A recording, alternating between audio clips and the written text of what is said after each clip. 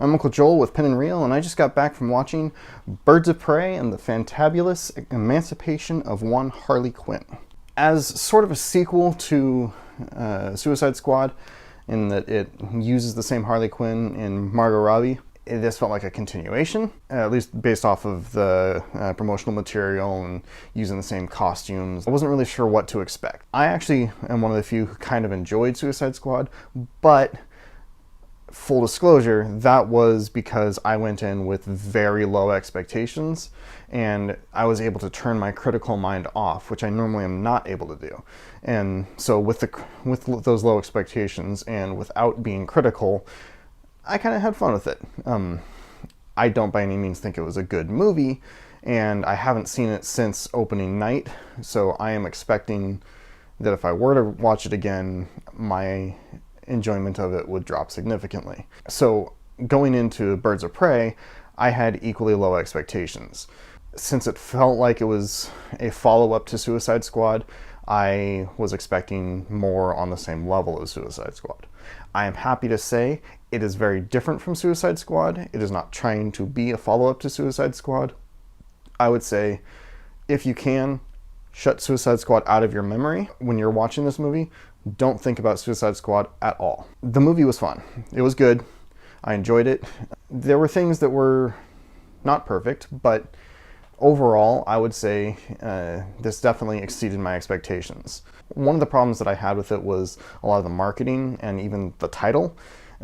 This was not really a Birds of Prey movie so much as it was a Harley Quinn movie featuring the Birds of Prey. So I would say a better title for the movie would have been Harley Quinn and the Birds of Prey, because the Birds of Prey very much felt secondary to the movie, whereas the title makes it sound like they are the primary and Harley Quinn is secondary, and that's really not the case here.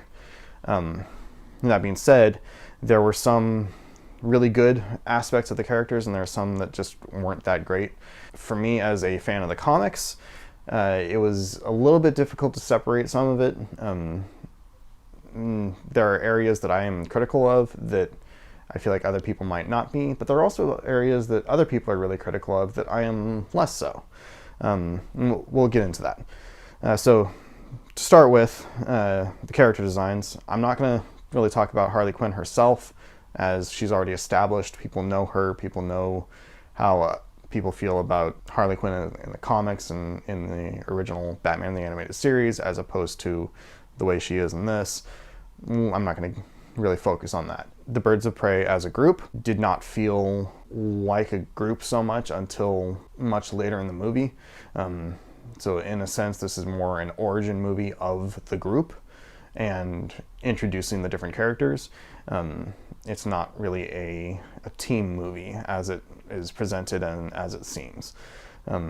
So that's one thing to keep in mind. Don't go in expecting, hey, this is the female Justice League or anything like that. No, this is a movie about a bunch of different characters, their individual stories intersecting, and not really a team movie per se. And again, it's a Harley movie first and foremost. So if you don't like Harley Quinn, chances are you won't like this movie. If you do, I'd say go watch it. Now, Black Canary, she is probably my favorite character in the movie. She's done really well. Didn't quite feel like the comic book character, but I'm okay with that. She was presented with a good, strong internal conflict. You could really see her wrestling with a lot of different scenarios. And aside from not really liking the costume design, because really she's just in street clothes and doesn't stand out as a superhero per se, but then again, this isn't a superhero movie. Like, that's one thing I want to stress. Like, don't go into this expecting, hey, it's DC Comics, so I'm going to get a bunch of superheroes. That's not the case. So that being said, I'm okay with the costume change. It threw me off in the promotional material and I didn't like it, but seeing the movie, I'm actually okay with it. So yeah, overall, I would say Black Canary is my favorite character in the movie. Then there's Renee Montoya. She is a detective who is investigating Harley Quinn and Cassandra Cain and the central conflict of the entire movie. This is one character that I have a lot of issues with.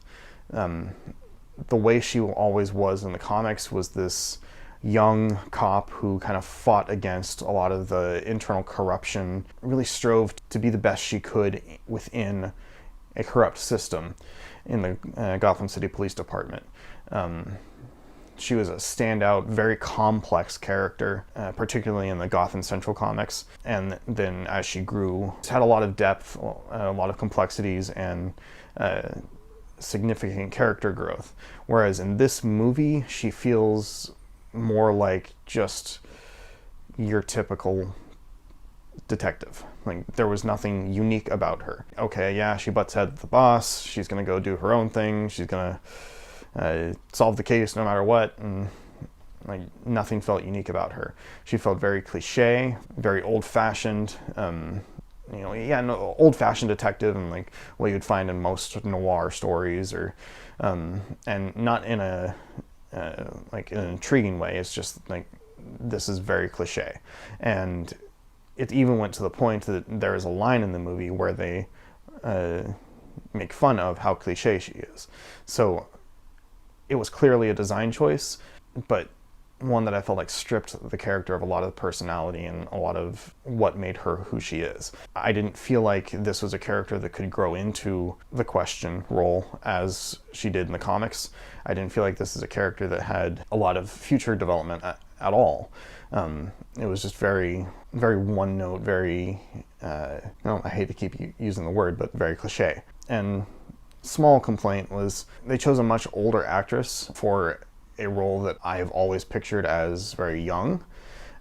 That's not necessarily bad, but given that she also was very one note and very cliche, I felt like it also served to show like that there's not going to be much development in the future. This isn't a character with a lot of room to grow, per se. So for the Huntress, the character design and the costume is not what I initially expected, and I didn't really care for it based off of the initial promotional material. Knowing the comic books, it just felt too different for me. Now seeing the movie, I'm okay with it. I don't think that's a big issue. My problem with the character is she felt very monotone and wasn't really well developed, was just very one note. She felt just like the cliche, moody goth girl, rather than this complex character with a dark background. They've shown with Batman that you can do a moody character that is multifaceted, and they definitely did not go that route here. I feel like she has room to grow and could be far more interesting if given enough focus in future movies, but as she is in this movie, I really didn't care for her. Cassandra Cain is one of the characters that I know a lot of people complain about in this movie because she doesn't feel anything like the comic book character. In fact, you could go so far as saying that she's an entirely different character that just has the same name. For a character that became Batgirl for a time and was this dark and brooding character and very complex, she just didn't even remotely feel like that. That being said, she's really young in this movie. So I could see this as a precursor to who the character would become. A few reviews I have seen have criticized Cassandra Cain for being so different and being Cassandra Cain in name only. But if they develop her further in future movies to build her to become the Cassandra Cain that we fans know and love, then I am perfectly okay with her presentation here. If they don't do anything with her beyond this, then I would agree. It's a problem that they have her completely different and just use her name. That's not what fans want, and I think, in fact, most people would be much happier if they just gave the character a brand new name and didn't try to pretend that it was something that people wanted to see. For me, that's just exploiting the character without actually using her in any way whatsoever. So for the villains, you've got Victor Zsasz and Black Mask. Victor Zsasz, I have mixed feelings on. When you get up close and personal with him, I feel like he looks good for the part. He looks like the comic book character. He's got the scars. He looks threatening and menacing. At the same time, sometimes the costume choices make him look a little more goofy than he should. I feel like he should be this disturbing, demented individual, but he's almost cartoonish at times. And they do utilize him in a way that makes him seem scary and threatening, but for the most part, they don't follow through on it. You get his introductory scene shows like, okay, this is a disturbing character. And then everything after that, he's just kind of like a henchman. He doesn't really stand out as any significant threat or frightening character. And so I feel like he was wasted. He could have been this terrifying, disturbing monster of a killer, and instead you get the crime lord's best friend. There's a lot of good, but there's also a lot of bad, and ultimately just kind of a wasted character. As for Black Mask, I feel like he was underutilized as a crime lord and felt more like a wealthy individual with a few people who would do his bidding. They keep presenting him as, this big crime lord, the leader of the Gotham underworld, but most of the time it's just him and Victor Zsasz interacting, and him in his nightclub being threatening or controlling. I didn't really get the grand sense of it. So it felt very small scale, even though they're saying it's large scale. That's not necessarily bad. I think it works for the story of the movie, but it didn't really present him the way that they were trying to. I feel like Ewan McGregor did really good with the role he was given. He was probably one of the best performances out of the movie. Him coupled with Margot Robbie, I think she did incredibly well. I would say one of the greatest strengths of the movie was that it wasn't this grand superhero epic that was about saving the world or even saving the city. It was a very small-scale, character-driven story, focusing on the Birds of Prey and Harley Quinn and their interactions with the crime lords and the criminals. It became easier to relate to, easier to care about, and more believable even in the extravagant situations. Making it a character-driven tale and lowering the stakes, I feel like, was one of the greatest things they could have done. And ultimately, this was exactly what DC needs to do. It's establishing a different tone and a different take that is not trying to copy Marvel and is not trying to compete in the same exact style and arena. It is attempting to tell stories that branch out and are doing different things with comic book characters and in a comic book world. If you look at last year's Joker and then now this movie, they're recognizing that there are more stories to tell than insert superhero saves the day. The world is far more complicated than that, and you can utilize characters like Harley Quinn and the Birds of Prey to tell unique and different stories that will help DC stand out as opposed to merely trying to compete for the same exact thing. I am cautiously optimistic now. There is so much backlash for DC's movies. You've got Man of Steel, Batman vs. Superman, and the Justice League all get a lot of hate. I actually like Man of Steel despite a lot of its flaws. But you have Man of Steel, which was okay.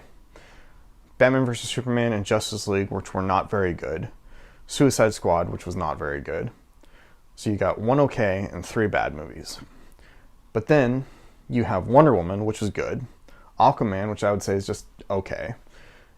And then you got Shazam, and then Joker, which is not part of the expanded universe, but still. And then now Birds of Prey. So I feel like there are actually more good DC movies at this point than there are the bad ones. The bad ones are starting to get farther and farther away from all of the recent good ones. So while I wouldn't declare DC a big success at this point and not established as consistently good, they're definitely on the upward trend, and consistently so over the past few years. So I am cautiously hopeful for any future movies because I feel like they're actually getting things on track. So all that being said, Birds of Prey was a good movie. It was fun. You could always get nitpicky and pick it apart and complain about different aspects of it, but simply enjoying it for what it's trying to be rather than criticizing it as grand cinema or whatever, I think it succeeded wonderfully. It is a good movie. It's fun. It's worth watching. So if you're at all interested, definitely check it out. And if you've seen it, please let me know down in the comments what you thought. I'm curious to hear your thoughts. Until next time, I'm Uncle Joel saying, stay tangible.